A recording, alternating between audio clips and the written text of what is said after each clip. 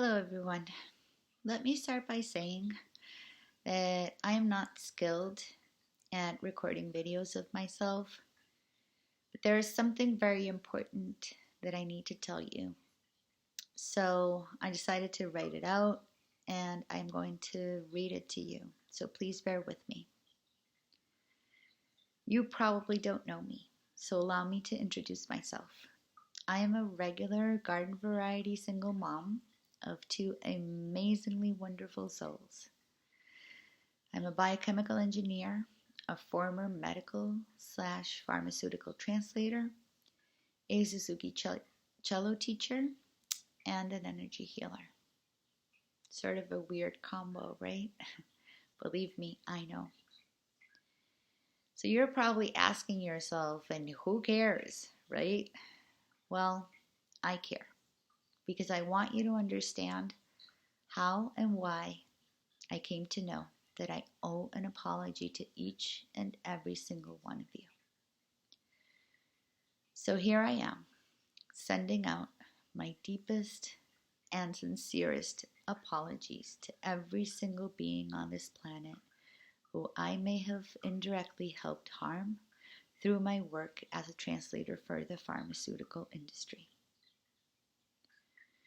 Not only from personal experience, but also through my understanding as a scientist/healer and through my work as a pharmaceutical translator, I have known for many, many years that even though not all pharmaceuticals are bad, and admittedly, some are even life-saving, most of them only take care of one or two symptoms at best, with the added bonus of screwing up 15,000 other things. Just take a look at the full prescribing information for any medication you are currently taking, and you will see for yourself what I'm talking about. But anyway, even though I have known this for many years, my need to earn a living to support myself and my children led me to trick myself into thinking that I was being of service by helping life-saving medications reach a larger audience.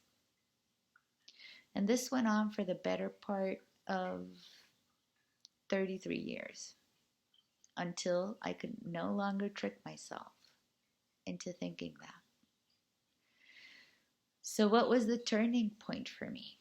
In short, the new products that were miraculously rolled out 2 years ago. From very early on, I knew, from both a purely science-based perspective and my own gut feeling, which, by the way, has rarely, if ever, failed me, that these little miracles that are being mandated were not a good idea. And so, when I learned that my two sons were being required to take them in order to continue attending college, I sat down, did my research, and wrote a purely scientific data-based 18-page long document exclusively referencing information published on the websites of the FDA, the CDC, the NIH, the WHO, the NHS, Johns Hopkins University, and a couple of other universities. And I wrote this document to request an exemption from this mandate for my two sons. I sent it out to both universities, and of course, the exemptions were denied. I also sent it out to the state governor's office, but my email was returned as undeliverable. So I sent it out by mail, but still, I never received an acknowledgement of receipt, and much less an answer. Just as an example, one of the many points I tried to make in this document was that even as early as 3 months after the initial rollout, almost 6,000 potentially related deaths had been reported on the official adverse event tracking website for these products. I even have a screenshot of this that I took on June 16th, 2021, And I still have this document in case any of you are interested in reading it. So my question was, how could they even think of mandating something that, number one, had not yet been proven to be safe or effective, as phase 3 clinical trials were and still are ongoing. Number two, had known serious side effects, including death. And number three, had unknown medium and long-term side effects. But even more so, how could they justify mandating these things for young adults who, according to official data, were more likely to die from being struck by lightning than from COVID? In which parallel universe does this even make sense? I truly, truly wish that my scientific knowledge and my intuition had been wrong. But they were not wrong, not even by a long shot.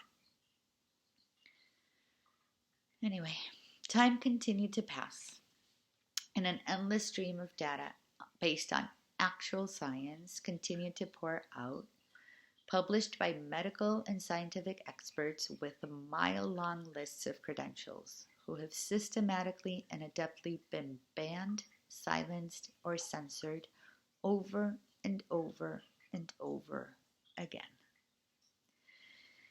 And not only is no one with decision-making clearance listening to them, but instead they are continuing to push these things on the population and even on pregnant mothers, children, and babies as young as 6 months old.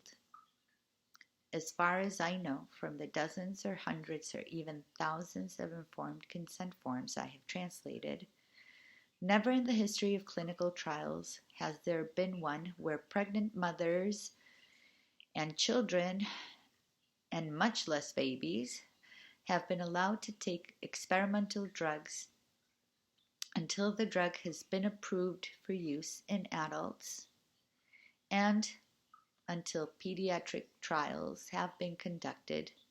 And never in the history of clinical trials has a clinical trial not been stopped dead in its tracks after the experimental drug is determined to potentially be even remotely related to fatal outcomes in research subjects. And so I need to add that I am also deeply, deeply sorry for having taken so long to step out of my fear and to speak up publicly. The phrase "silence is complicity" has kept playing on an endless loop inside my head for the past 2 years, and it's about time that I pressed the stop button. But I also know that apologies mean nothing if they do not come with at least a proposal on how to repair the harm that has been caused.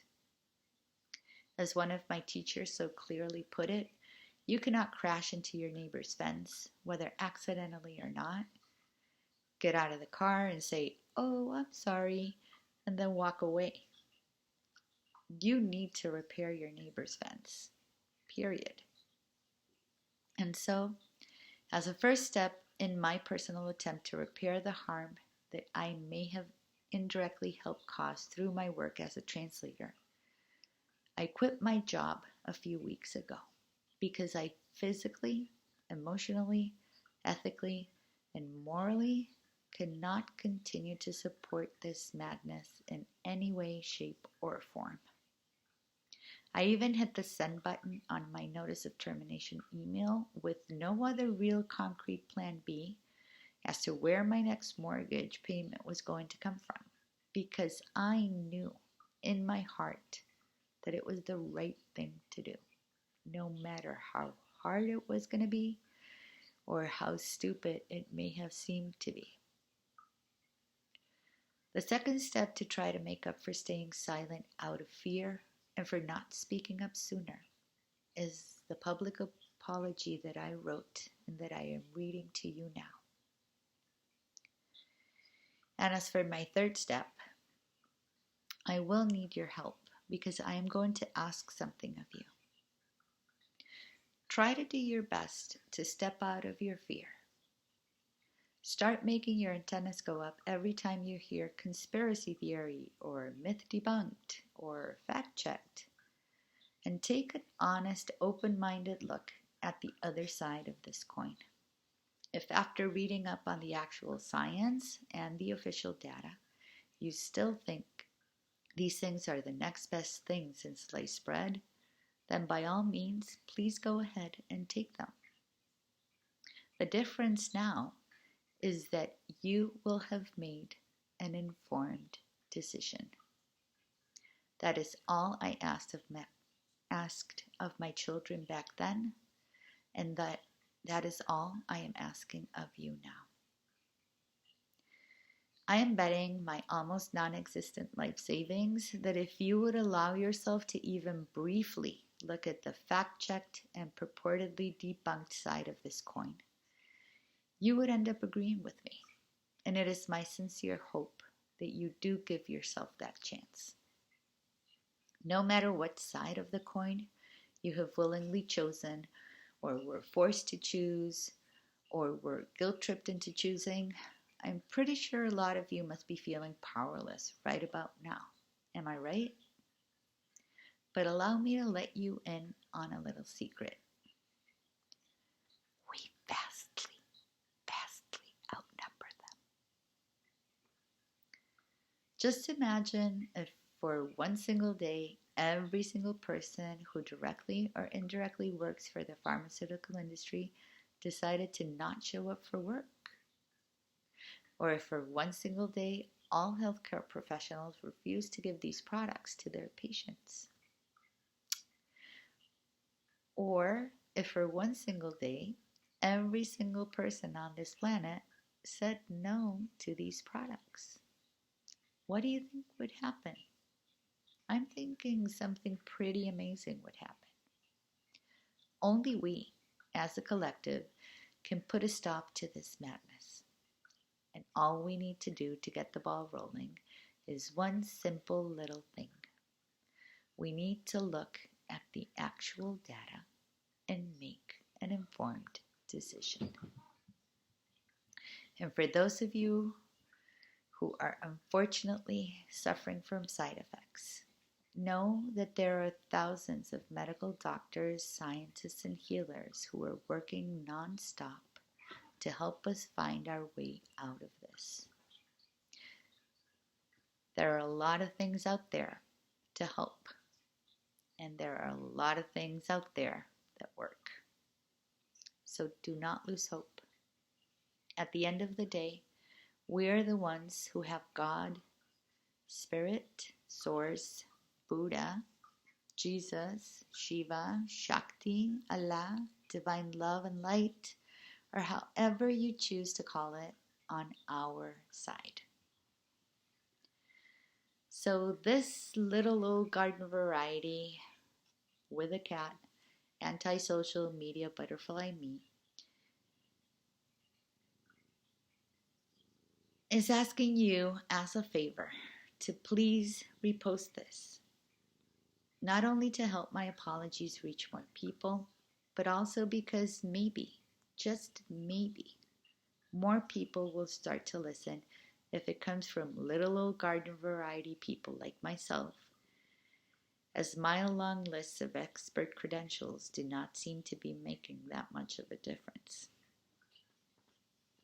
If you happen to agree with what I have said, please share it, especially with those members of your family and friends with whom you have already tried unsuccessfully to have this difficult conversation. I would be deeply grateful, even if only one of them decided to take a hard look at what's going on and said, I am done with this, as you will have helped me start to make amends for my contribution to something that, for whatever number of reasons, we all bought into at one point or another.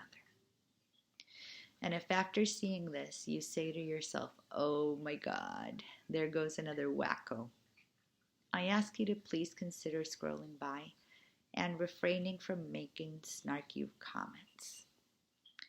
As one of my favorite anonymous quotes reads, in a world where you can choose to be anything, choose to be kind. Sending love and blessings to all, and thank you for listening.